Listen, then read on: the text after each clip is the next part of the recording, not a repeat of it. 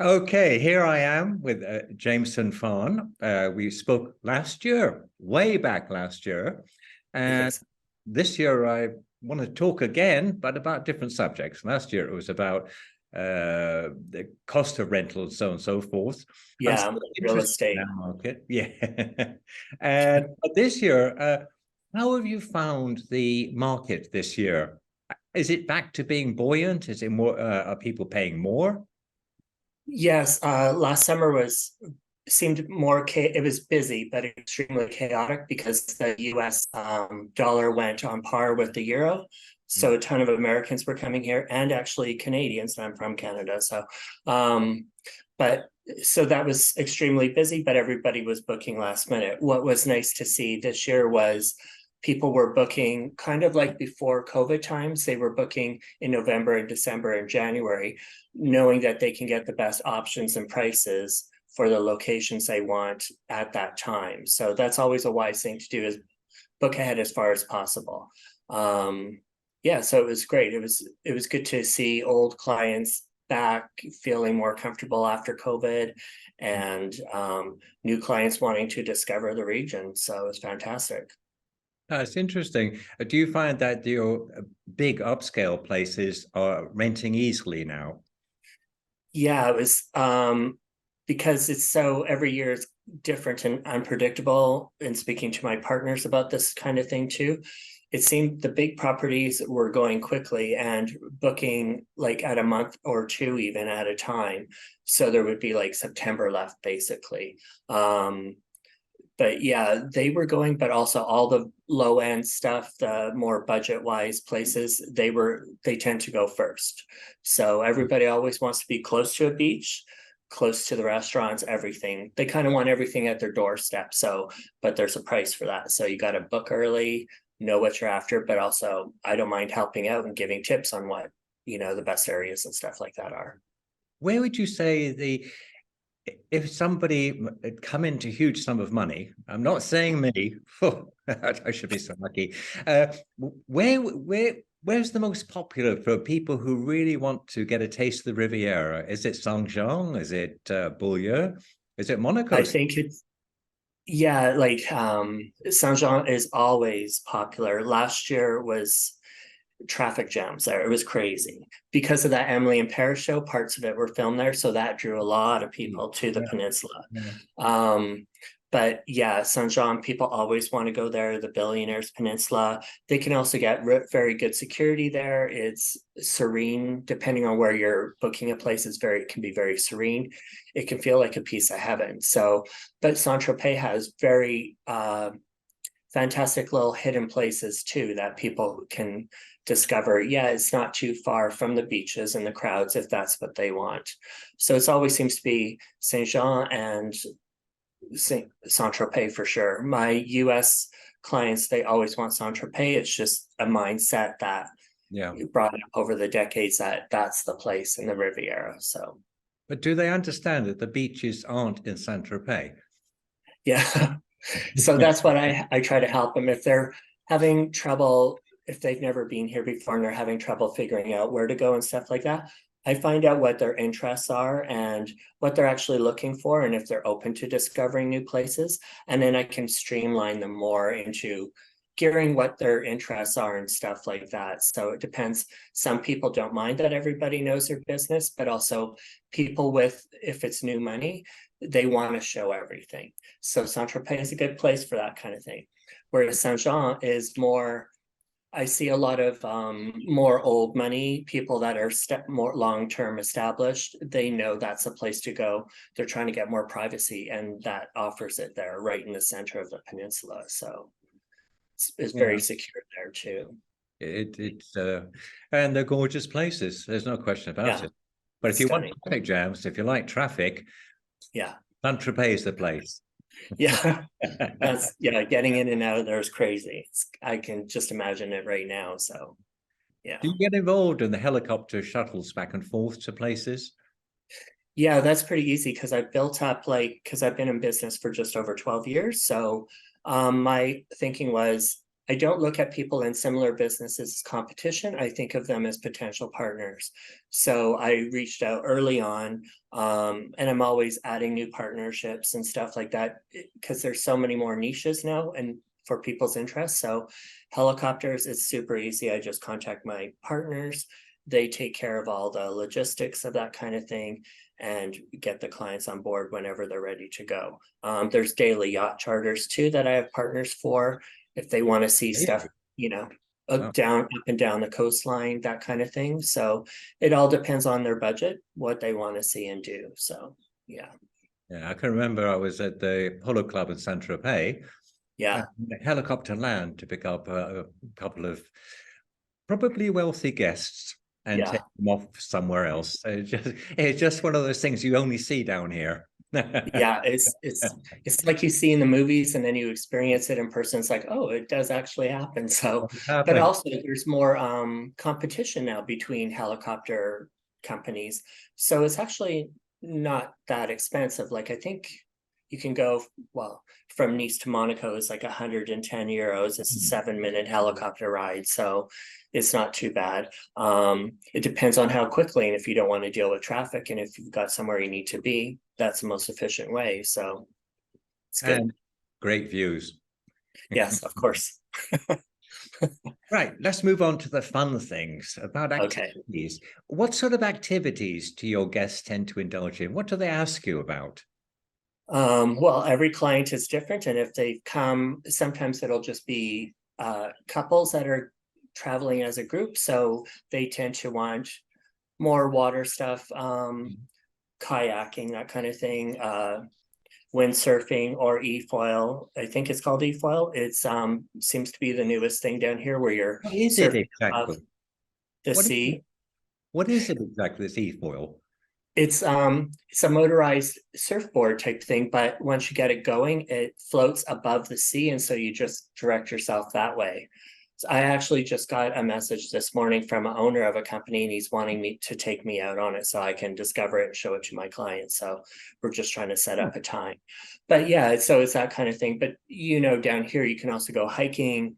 So Mm. it's good to know all the hiking trails. I'm really into hiking, where they can get the best viewpoints, and they're also avoiding crowds at the time then too. Usually they can have a picnic set up somewhere if they want, that kind of thing. Or yeah, I even know some places that they're not, they're kind of off the beaten path, and they're owned like big luxury estates where owners will let me have clients come in and take up a little corner for an afternoon if they want to set up a Really? private, you know, barbecue area, or Oh, even just use a championship type tennis court, that kind of thing. Yeah, there's all these little secret things. So when you're in the business, you just kind of know. And then when you can give that client that special treatment and something that's not the usual down here, that's what they tend to remember. And it's like it's about making memorable experiences for them. So it's good. which brings us neatly onto beaches. We were talking about that earlier. Yes. Secret coves, Yeah. great beaches. Where's the go-to place without telling us the secret ones? But what are people really yearning for? They always want sandy beaches if they can. So you know, Villefranche-sur-Mer has the beach there too. It has the private restaurant right on the beach. So even just getting that little bit of sand, and because the bay is so beautiful itself, that's where people want to go. Or there's beaches on Saint Jean where, you know, where there was movies have been filmed on certain beaches and stuff. So they want to experience that as though they were, so they can tell people back home, oh, I was on, that's the beach I was on where such and such 50 Shades of Grey part 2 was filmed, that kind, because it has happened. So, or Emily in Paris where they filmed this spot, you know, so it's that kind of thing. People want to see what they've seen on Netflix type of thing. And so they want to have that experience. But yeah, there are beaches all up and down the coast. So it really depends on what they're after and the area they want to be or are already in. A lot of my properties are close to beaches, so they can just walk down, and they love doing that. It's part of it becomes their daytime routine, swimming in the morning, lunch somewhere else in the afternoon, that kind of thing. So yeah. And do you organize all the chauffeuring to and from, I guess? Yeah, like I work with, if I get a villa through one of my partners, they will take care of that. But most of my villas are direct to owner. So the owners will take care of things, and I will just give him a list of a basic itinerary that we can work off of, and then we will combine our resources and put it together to make it happen for the client. So Oh, so yeah, it's really very well organized, and yeah. obviously you can There's change at any point. Yeah, I think people will see a villa and they think, oh, it's just straightforward. It's just like renting a hotel room. But there's much more behind that because they might have special menu requests. So it depends if they hired a private chef. So that has to be organized and everything. And let's see what else. There's just a lot of logistics. It's planning, planning, planning. So that they can just step in and everything is set up for them. And there might be the other additional requests, but you know that's going to happen. So you're also prepared for that. So I'm very upfront with the owners and my clients, and I just let them know what is possible and what isn't, or what's going to cost, extra. So it depends on their budget. No matter how rich they are, I get a lot of people that'll be like, oh, budget doesn't matter. It's like, oh no, budgets are always a key issue. They always have a budget. It can be a crazy budget, but they're always going to have a range that they want to stay within. So Yeah, I yeah, like it's that. the kind of thing. So just like regular people. Exactly. So, and you know what? I find that the ones that have a lot of money and have had the money for a long time, they are the most normal, relaxed people. They just little fuss. They're fantastic to work with. Um, they they're open to everything. They have things they like a certain way, but they're always you wouldn't even know on the street sometimes. They aren't the ones walking around with designer labels plastered all over. They're not trying to prove who they are or what they have. They know who they are. They're confident in their being. So I think it's wonderful. Well, lastly, we're running out of time. It's been a total pleasure, but I just want to talk about the go-to places that you'd recommend to people. We're talking about the Mayborn Hotel, the one that's on Yes. rocks above Monaco, and Yeah. Mirazio, the Michelin-star restaurant. Are there anything that you would say key places those who have the money should really take in? For myself, it's not so much about the restaurants. I'm also not really a foodie, so I don't know. They tend to have an idea of what they want, and I like to build up from there. Um, I have found over the years it's been more about having an experience. So they want to know they can see like historical properties, or I like to change it up for them too, depending on their schedule. Like why don't we go to the seaside restaurants at Lavardo and Monaco in the morning, or for lunch, and then we go somewhere else. We set it up so that they can go discover historical as village or something like that. So they get different vantage points too. They're getting the sea level and they're getting above sea level with the panoramic views and stuff.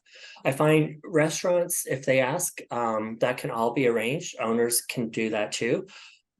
It seems very simple. We also, because we're locals, we can get a booking a lot easier for them than them trying to do it. But it's more about experiencing things like paragliding or something like that, something adventurous. People are more adventurous. They want that Instagram moment that they can show the world. A meal is just a meal, unless it's 5-star or something top of the line, that kind You of thing. do get requests for paragliding. Yeah, it depends on how often they're doing it. So, it's at Cap Martin, they're right above. So that's the area. So we just have to make some inquiries ahead of time and just take it from there. But it's more about they want the sea and the sand. So it's more about being on the sea and getting the vantage point from there too. I have people that will do private tours on the sea, or they can rent their own yacht charter for a day, and they have the driver already set up so they don't have to take care of that kind of thing. It's good. There's always things. it changes every time. Every client is different. And even when they're here, sometimes halfway through their stay, they want to change things up completely. So you just have to be flexible, always have your phone on, always be available. So it's that kind of thing. Do some But of their them main focus is finding them the villa. torture you? Do you get some? Do you get many difficult ones that are always on the phone? There's always a problem. No, it seems I find that the ones that have money have the least highest expectations. It's the ones that are on a very tight budget. It's their first trip here. And I think they've just really overimagined things. So, but I lay it out for them even before they arrive. I'm like, this is what it is here. This is what's available. You know, it's great to see everything, but it's like, I love Gucci, but I'm not in there every day buying everything. It's like, it's good to see it from a distance and it's there, that kind of thing. I understand. I understand what you mean. So I'm going to say thank you. Thank you so much, Jameson. I really Okay. enjoyed it. I enjoyed the last one. I'm looking forward to the next one already. And Thank you so so much. much for your time today. Really, really appreciate it.